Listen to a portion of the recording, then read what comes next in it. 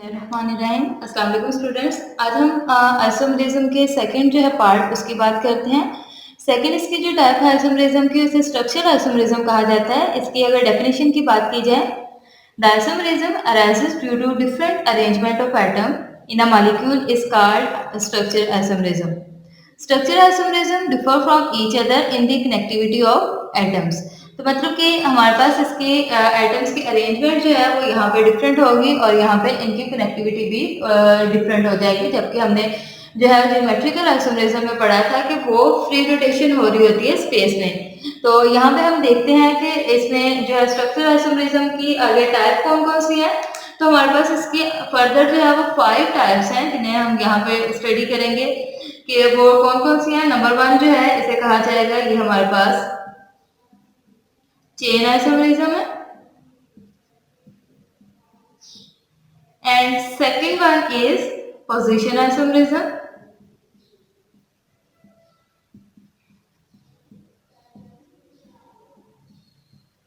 Third one is functional group.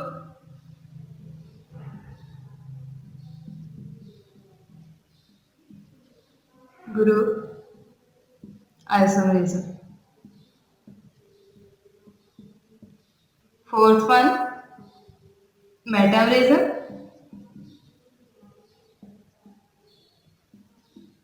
And fifth one is tautomerism. तो ये 5 types हैं। इन 5 types को हम लोग जो है वो वन बाय वन यहाँ पे स्टडी करते हैं और देखते हैं कि इनके एग्जांपल्स कौन कौन सी है। तो नंबर 1 हमारे पास क्या था, चेन आइसोमरिज्म था। तो चेन आइसोमरिज्म के नाम से आप लोगों को पता चल रहा है कि चेन आइसोमरिज्म हमारे पास क्या होगा।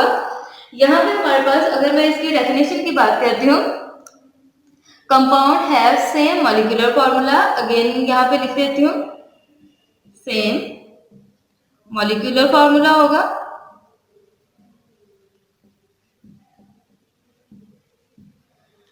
but different nature of carbon chains are called chain isomers and phenomena is called chain isomerism। मतलब कि नंबर 1 क्या होगा, सेम मॉलिक्यूलर फॉर्मूला होगा। नंबर 2 क्या होगा, different nature of chain, nature of carbon chain. तो ये इसकी डेफिनेशन है। अगेन मैं इसे जो है बता देती हूँ, the compounds having same molecular formula but different nature of chain carbon chain are called isomers and phenomena is called isomerism. तो यहाँ पे जो है वो इसकी डेफिनेशन आप लोगों को क्लियर होगी कि हमारे पास जो है मॉलिक्यूलर फॉर्मूला सेम होना चाहिए, सिर्फ चेंज कहाँ पे आएगा, कार्बन चेन में। तो प्रीवियस लेक्चर में जो मैंने एग्जांपल दी थी पेंटेन की, हम उसे ही अगेन डिस्कस करते हैं कि पेंटेन में आप लोगों को पता है कि कितने कार्बन्स होंगे, 5 कार्बन्स हमारे पास जो है वो होते हैं। और इन 5 कार्बन्स की अगर मैं वैलेंसी पूरी करती हूँ तो आपको प्रीवियस लेक्चर में बता चुकी हूँ कि कार्बन की वैलेंसी 4 होती है, मतलब कि कार्बन 4 बॉन्ड बनाता है। इस कार्बन को देखेंगे तो इसका सिर्फ एक बॉन्ड बना हुआ है, 3 इसके साथ हाइड्रोजन से अटैच हो जाएंगे, इसके 2 बॉन्ड्स हैं और इसके साथ 2 हाइड्रोजन से अटैच हो जाएंगे। सेम हमारे पास इनर कार्बन के साथ 2 होंगे और टर्मिनल पोजीशंस पे 3 कार्बन अटैच होंगे। इसे हम कहेंगे n pentane. N pentane means straight chain pentane है। अगर मैं इसका सेकेंड आइसोमर लिखती हूँ वो क्या हो जाएगा, 1 2 3 4 कार्बन की चेन होगी, लेकिन 5th वाला कार्बन जो है वो एज अ ब्रांच अटैच होगा। यहाँ पे आपने देखा था कि 5 कार्बन की चेन थी और यहाँ पे चेन कितने की रह गई है, 4 कार्बन की। इनकी मैं वैलेंसी यहाँ पे पूरी कर देती हूँ हाइड्रोजन से अटैच करके।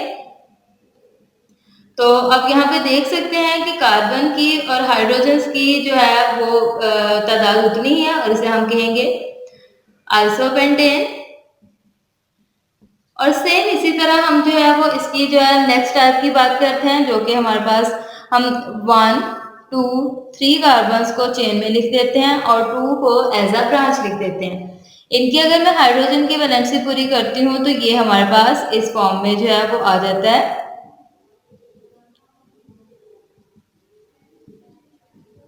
ये हमारे पास इसे कहेंगे, ये हमारे पास क्या है, नियोपेंटेन। तो अब अगर इन सब में देखें तो इन सब में क्या है, एक चीज सेम है, वो क्या है, C5H12, ये सेम है। अब ये C5H12 जो है ये क्या कहलाता है, यहाँ पे मैं इसे ऊपर लिख देती हूँ इसके सामने। ये हमारे पास क्या है, C5H12, और ये हमारे पास क्या है, ये हमारे पास इसका मॉलिक्यूलर फार्मूला है, जो कि हमने अभी भी पढ़ा था कि मॉलिक्यूलर फार्मूला क्या होगा, सेम होगा, लेकिन different nature of carbon chain है। यहाँ पे आप कार्बन चेन को अगर देखेंगे तो ये कार्बन चेन इस फॉर्म में है, यहाँ पे कार्बन चेन जो है वो इस फॉर्म में है, और यहाँ पे अगर आप कार्बन को देखेंगे तो ये इस फॉर्म में है। इसे हम लोग एज अ चेन लेना चाह रहे हैं, तो ये हमारे पास एज अ चेन आ जाएगी, और ये ब्रांच आ जाएगी। इधर भी हमारे पास ये एज अ चेन, और ये जो कार्बन है ये एज अ ब्रांच आ जाएगा। मॉलिक्यूलर फॉर्मूला सबका सेम, लेकिन चेन जो है ये डिफरेंट हो गई, तो इसे हम क्या कहेंगे, इसे कहेंगे चेन आइसोमरिज्म। देन हम इसकी नेक्स्ट टाइप की बात करते हैं। नेक्स्ट टाइप हमारे पास क्या है, इसे कहेंगे पोजीशन आइसोमरिज्म। तो पोजीशन आइसोमरिज्म के नाम से भी क्लियर हो जाता है कि यहाँ पे पोजीशन चेंज हो रही है। बात यहाँ पे आती है कि पोजीशन किसकी चेंज होगी, पोजीशन चेंज होगी डिफरेंट फंक्शनल ग्रुप्स की। तो यहाँ पे डिफरेंट फंक्शनल ग्रुप अटैच होंगे। तो इसकी डेफिनेशन अगर मैं बताऊं, compound having same molecular formula but different position of same functional group on the carbon chain is called position isomers and the phenomena is called position isomerism. Again यहाँ पे मैं इसकी डेफिनेशन लिख देती हूँ। नंबर 1 कंडीशन क्या है, same molecular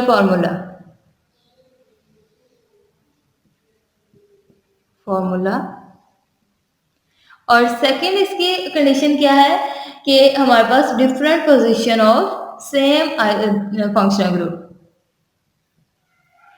different position of same functional group. यहाँ पे मैं नीचे लिख देती हूँ। तो ये हमारे पास क्या है, different position of same functional group है। इस फंक्शनल ग्रुप को मैं यहाँ पे लिख देती हूँ।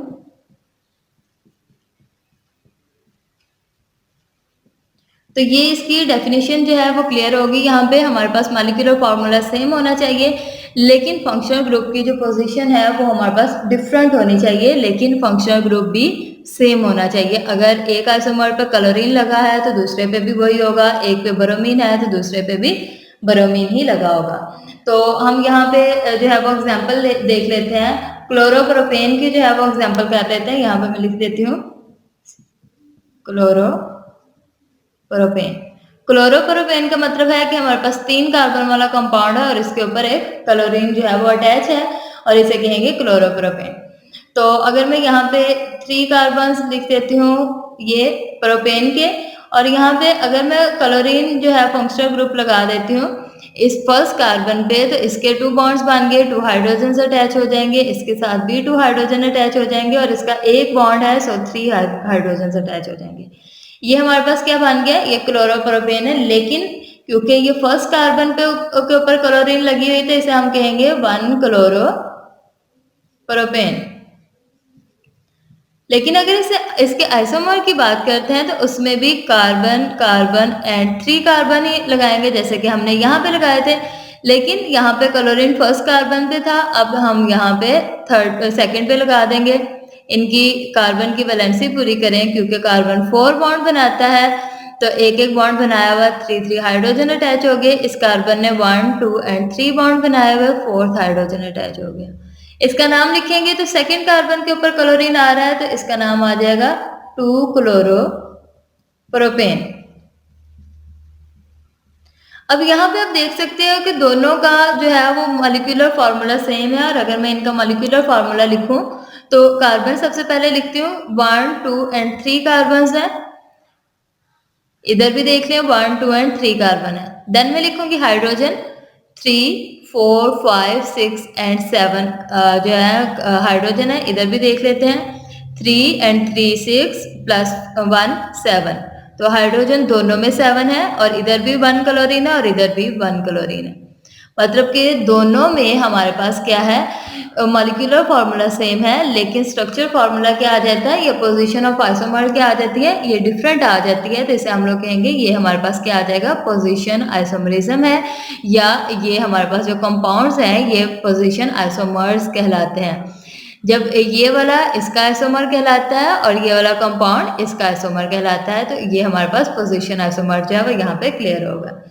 ना हम इसके थर्ड टाइप की बात करते हैं। थर्ड हमारे पास क्या है, फंक्शनल ग्रुप आइसोमरिज्म। तो यहाँ भी इसके नेम से क्लियर हो रहा है कि यहाँ पे किस चीज को कंसीडर करेंगे, हम फंक्शनल ग्रुप को कंसीडर करेंगे। तो इसकी डेफिनेशन बताऊं, compound having same molecular formula but different functional group are called functional group isomerism. तो हम यहाँ पे देखते हैं कि वो कंपाउंड्स इनमें सेम मॉलिक्यूलर फार्मूला हो लेकिन फंक्शनल ग्रुप जो है वो डिफर कर रहा हो, तो वो कैसे आइसोमर्स कहलाते हैं। तो अगेन इसकी कंडीशंस क्या है, सेम, ये सब में आइसोमरिज्म में हमेशा ये कंडीशन जो है वो सेम रहेगी, सेम मॉलिक्यूलर फार्मूला वाली, लेकिन चेंज क्या हो रहा है, इसमें जो है वो डिफरेंट फंक्शनल ग्रुप आ रहे हैं।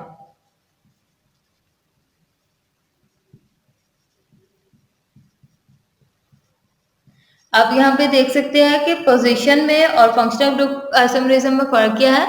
यहाँ पे सिर्फ जो है फंक्शनल ग्रुप की पोजीशन चेंज हो रही है, लेकिन यहाँ पे पूरे का पूरा फंक्शनल ग्रुप ही चेंज हो जाएगा। तो इसे हम लोग कहते हैं ये हमारे पास फंक्शनल ग्रुप है। अब हम यहाँ पे एग्जाम्पल ले लेते हैं। एग्जाम्पल कहाँ किसकी लेते हैं, C6H6O की जो है वो हम यहाँ पे एग्जाम्पल ले लेते हैं।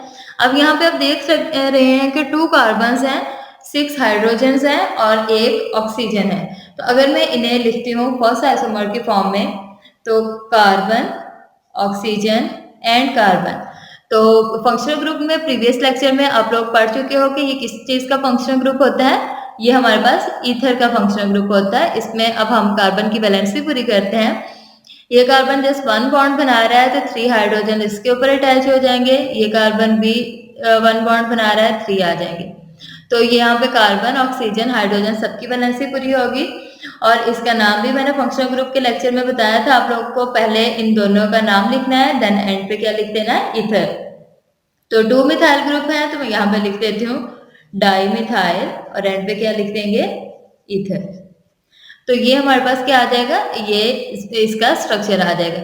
लेकिन इसकी मदद से हम कोई और स्ट्रक्चर भी बना सकते हैं, जैसे कि 1 and 2 कार्बन्स को डायरेक्ट लिख दिया और यहाँ पे इसे एज अ हाइड्रोक्सिल ग्रुप जो है वो अटैच कर दिया। अब क्योंकि हमारे पास तो 6 हाइड्रोजन्स थे, 1 इधर चला गया, 3 इस पे अटैच हो जाएंगे और 2 जो है वो इस पे अटैच हो जाएंगे। आप देख रहे हैं कि यहाँ पे क्या था, यहाँ पे ईथर था, लेकिन यहाँ पे क्या हो जाएगा, ये आपने फंक्शनल ग्रुप वाले टॉपिक में पढ़ा हुआ है पहले भी, कि ये हमारे पास अल्कोहलिक ग्रुप है और इसका नाम क्या आ जाएगा, इसका नाम आ जाएगा एथानोल। तो इसे हम लोग कहेंगे, इनका जो है दोनों का अगर आप कार्बन, हाइड्रोजन और ऑक्सीजन की तादाद देखेंगे तो वो बराबर है, लेकिन इनका स्ट्रक्चर जो है वो डिफरेंट आ गया। तो इसे हम लोग कहेंगे ये हमारे पास क्या है, फंक्शनल ग्रुप आइसोमरिज्म है। फंक्शनल ग्रुप के चेंज होने की वजह से इनका टोटल ईथर से वो किस में कन्वर्ट हो गया, अल्कोहलिक ग्रुप में या एथानोल में कन्वर्ट हो गया। नाउ हम नेक्स्ट जो है इसकी बात करते हैं, जो कि हमारे पास क्या है, मेटामरिज्म।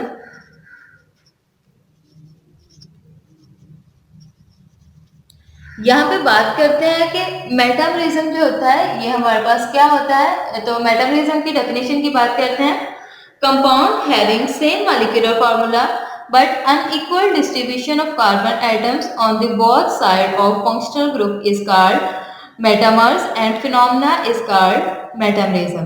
तो अगेन बता देती हूँ कि यहाँ पे नंबर 1 चीज क्या है, सेम मॉलिक्यूलर फार्मूला। मैंने पहले भी आपको बताया है कि ये हमेशा क्या होगा, ये सेम ही रहेगा। लेकिन सेकेंड कंडीशन जो है वो यहाँ पे चेंज हो जाती है। तो सेकेंड कंडीशन जो चेंज हो रही है, इसे मैं जो है वो ऊपर लिख देती हूँ।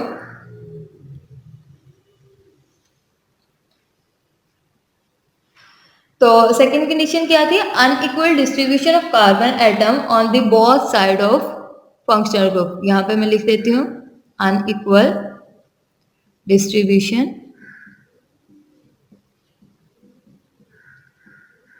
Of carbon atom on both sides of functional group। तो ये टू कंडीशंस हैं जो कि फॉलो होंगी मेटामरिज्म में। नंबर 1 सेम मॉलिक्यूलर फार्मूला होना चाहिए, number 2 unequal distribution of carbon atom होगी both side of functional group पे। तो हम देखते हैं कि फंक्शनल ग्रुप पे अनइक्वल डिस्ट्रीब्यूशन कैसे होती है। तो हम यहाँ पे ईथर की एग्जांपल ले लेते हैं। तो यहाँ पे हमारे पास 4 कार्बन वाला ईथर है, तो पहली उसकी एग्जांपल लिख लेते हैं 1 2 1 एंड 2। यहाँ पे देख लेते हैं कि ये हमारे पास ऑक्सीजन जो है, चले मैं इसे ग्रीन कलर से रिप्रेजेंट कर देती हूँ ताकि हमें फंक्शनल ग्रुप जो है वो क्लियर हो जाए। ये हमारे पास फंक्शनल ग्रुप है। आप देख सकते हैं कि इसके बहुत साइड पे जो है वो कार्बन की डिस्ट्रीब्यूशन जो है वो बिल्कुल सिमिलर है। इधर भी 2 कार्बन है, इधर भी 2 कार्बन है। अगर मैं इनके हाइड्रोजन मेंशन करना चाहूँ, 3 इधर आ जाएंगे, 2 इधर, 2 इधर, 2 इधर एंड 3 इधर आ जाएंगे। इसका अगर हम नाम लिखें तो इसका नाम क्या आ जाएगा, डाई इथाइल ईथर। तो ये यहाँ पे तो इनकी जो डिस्ट्रीब्यूशन ऑफ कार्बन है बहुत साइड पे सेम है, लेकिन जब इसका आइसोमर बनेगा तो वहां पे डिस्ट्रीब्यूशन ऑफ कार्बन क्या हो जाएगी, वहां पे वो डिफर कर जाएगी। जैसे कि यहाँ पे मैं लिख देती हूँ 1 2 3 ऑक्सीजन, देन जो है वो कार्बन लिख देती हूँ। इसे मैं थोड़ा सा इसके करीब कर देती हूँ।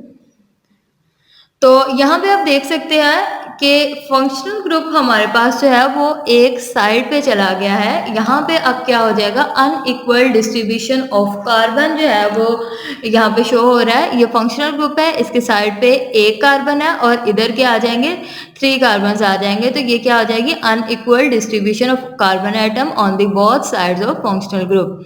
इस फंक्शनल ग्रुप की बोथ साइड पे कार्बन की जो है डिस्ट्रीब्यूशन अनइक्वल हो गई है और इस वजह से जो आइसोमरिज्म शो हो रहा है इसे क्या कहेंगे, ये हमारे पास कहलाएगा मेटामरिज्म। और इसका जब नाम लिखेंगे तो पहले एक साइड के फंक्शनल ग्रुप का नाम लिखेंगे, देन दूसरे साइड का, और इसके नेम के एंड पे क्या आ जाएगा, ईथर आ जाएगा। तो इसका पहले फर्स्ट साइड का लिख लेते हैं मिथाइल, देन हम इधर लिखेंगे प्रोपाइल, देन हम इसके आगे लिख देंगे ईथर।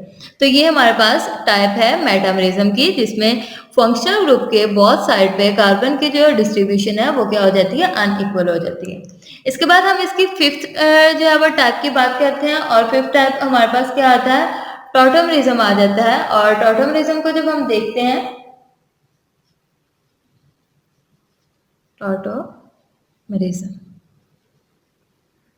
टॉटमरिज्म की जब डेफिनेशन करते हैं तो यहाँ पे क्या आ जाता है, isomers having same molecular formula but different in position of hydrogen atoms are called isomers and phenomena is called isomerism. तो इसकी डेफिनेशन में भी मैं अगेन बता देती हूँ, सेम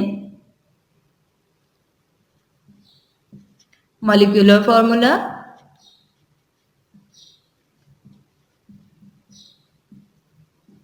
बट डिफरेंट क्या है, डिफरेंट है यहाँ पे हमारे पास position of hydrogen.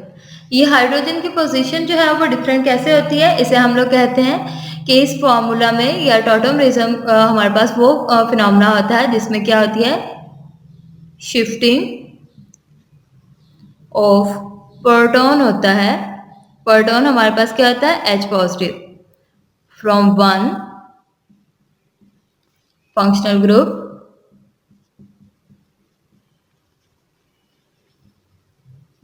to other within same molecule। Same molecule में एक से ज्यादा जो है वो फंक्शनल ग्रुप प्रेजेंट होंगे और वहां पे शिफ्टिंग ऑफ प्रोटॉन होगी एक फंक्शनल ग्रुप से दूसरे फंक्शनल ग्रुप में, और इसे हम क्या कहेंगे, ये हमारे पास कहलाएगा टॉटमरिज्म। अगर मैं यहाँ पे एल्डिहाइड एंड केटोन की एग्जांपल लेती हूँ, तो एल्डिहाइड एंड केटोन भी हमारे पास क्या शो करता है, टॉटोमरिज्म शो करता है। तो यहाँ पे मैं देख लेती हूँ कि हमारे पास जो है, मैं केटोनिक ग्रुप ले लेती हूँ जो कि हमारे पास आ जाता है। इसे मैं थोड़ा सा खोल के लिख लेती हूँ, H C H double bond O and CH3। अब आप लोगों को पता है कि कोई भी बॉन्ड जो है वो 2 इलेक्ट्रॉन से मिलकर जो है बनता है। तो ये बॉन्ड जो है ये 2 इलेक्ट्रॉन से मिलकर बनेगा। सेम इसी तरह ये इलेक्ट्रॉन भी बॉन्ड भी 2 इलेक्ट्रॉन से मिलकर बनेगा। अब यहाँ पे क्या होगा, शिफ्टिंग ऑफ प्रोटॉन होनी है, तो मतलब कि प्रोटॉन यहाँ से निकलेगा। ये प्रोटॉन कैसे निकलेगा, जब ये कार्बन दोनों इलेक्ट्रॉन्स को लेकर यहाँ पे क्या बना लेगा, डबल बॉन्ड बना लेगा। और अगर कार्बन यहाँ पे डबल बॉन्ड बनाएगा तो ऑक्सीजन भी अपने इलेक्ट्रॉन लेकर यहाँ शिफ्ट हो जाएगा। तो ये हमारे पास इक्विलिब्रियम रिएक्शन की टाइप है। और इसे हम किस तरह रिप्रेजेंट करते हैं, ये कार्बन, इसके ऊपर कितने हाइड्रोजन बचे थे, 2 हाइड्रोजन बचे थे, और इसने 2 इलेक्ट्रॉन्स लेके यहाँ पे क्या बना लिया, डबल बॉन्ड बना लिया। और आगे कार्बन और ऑक्सीजन के पहले यहाँ पे 2 बॉन्ड्स थे, लेकिन अब एक बॉन्ड क्या हो गया, ऑक्सीजन के ऊपर शिफ्ट हो गया। तो ऑक्सीजन पे क्या आ जाएगा, नेगेटिव चार्ज आ जाएगा। और ये वाली साइड जो है ये इसी तरह ही यहाँ पे रहेगी। अब यहाँ पे क्या हो जाएगा, ऑक्सीजन के ऊपर नेगेटिव चार्ज है और हाइड्रोजन के ऊपर कोई भी बॉन्ड इलेक्ट्रॉन नहीं है, और इसके ऊपर क्या चार्ज है, पॉजिटिव। तो ऑपोजिट चार्जेस होने की वजह से ये प्रोटॉन फौरन जो है वो ऑक्सीजन के ऊपर शिफ्ट हो जाएगा और पॉजिटिव और नेगेटिव एक दूसरे को कैंसिल कर देंगे। अब यहाँ पे देख सकते हैं कि ये हमारे पास क्या था, इसे हम कहते हैं एसीटोन था। और ये किस में कन्वर्ट हो गया, ये कन्वर्ट हो गया prop 1N2 ओल में। तो मतलब कि ये हमारे पास प्रोपिनोल भी हम कहते हैं, या prop 1N और 2 ओल में भी कह सकते हैं। तो मतलब कि ये एसीटोन से या केटोन से एनोल में कन्वर्ट हो गया, यहाँ पे शिफ्टिंग ऑफ प्रोटॉन हुई है। मतलब कि ये जो प्रोटॉन है, इस प्रोटॉन को अगर मैं ग्रीन में रिप्रेजेंट करती हूँ, तो ये प्रोटॉन यहाँ से कहाँ पे शिफ्ट हो गया, इधर शिफ्ट हो गया। तो इसे हम कहते हैं कि ये हमारे पास टॉटोमरिज्म है। अगर टॉटोमरिज्म की एक और जो है वो एग्जांपल की बात करते हैं, तो हमारे पास अमाइनो एसिड्स होते हैं जो बिल्डिंग ब्लॉक ऑफ प्रोटीन्स है। ये हमारे पास जो है RCH NH2 and C double bond H। तो ये हमारे पास क्या है, ये एक अमाइनो एसिड है जिसे मैं यहाँ पे रिप्रेजेंट कर रही हूँ। और यहाँ पे जो भी हमने हाइड्रोजन शिफ्ट करना है या प्रोटॉन की शिफ्टिंग करनी है, इसे ग्रीन के साथ रिप्रेजेंट कर देती हूँ। अब यहाँ पे क्या होगा, यहाँ पे अगेन वही केस होगा कि हाइड्रोजन जो है ये यहाँ से बॉन्ड जो है वो ब्रेक करेगा। ये बॉन्ड है, क्या होगा, ये 2 इलेक्ट्रॉन्स जो है ये दोनों इलेक्ट्रॉन्स कहाँ पे शिफ्ट हो जाएंगे, ऑक्सीजन पे शिफ्ट हो जाएंगे। तो हाइड्रोजन पे कौन सा चार्ज आ जाएगा, पॉजिटिव चार्ज आ जाएगा। तो यहाँ पे इक्विलिब्रियम पोजीशन शो करती हूँ, ये R ग्रुप उसी तरह रहेगा, हाइड्रोजन भी। लेकिन यहाँ पे नाइट्रोजन के पास लॉन पेयर ऑफ इलेक्ट्रॉन होता है। तो नाइट्रोजन इस लॉन पेयर ऑफ इलेक्ट्रॉन की मदद से हाइड्रोजन को अपने साथ क्या कर लेगी, अटैच कर लेगी, और इसके ऊपर डेफिशिएंसी हो जाएगी इलेक्ट्रॉन्स की, और इसके ऊपर आ जाएगा पॉजिटिव चार्ज। और यहाँ पे क्या हो जाएगा, क्योंकि बॉन्ड जो है वो ऑक्सीजन पे शिफ्ट हुआ, और इसके ऊपर क्या आ जाएगा, नेगेटिव चार्ज आ जाएगा। यहाँ पे भी आप देख सकते हैं कि प्रोटॉन जो है वो एक फंक्शनल ग्रुप से कार्बोक्सिलिक से कहाँ पे शिफ्ट हो रहा है, अमाइन ग्रुप पे अटैच हो रहा है। तो इसे हम कहते हैं ये हमारे पास शिफ्टिंग ऑफ प्रोटॉन है। और ये जो हमारे पास बना है इसे कहा जाता है, ये हमारे पास ज्विटर आयन है। और पेपर में आप लोगों को ज्विटर आयन की फॉर्मेशन भी आ सकती है, ठीक है। तो यहाँ तक हमारा आइसोमरिज्म का जो टॉपिक है इसे कंप्लीट हुआ। इसमें कोई भी प्रॉब्लम हो तो आप कमेंट सेक्शन में पूछ सकते हैं। Thank you.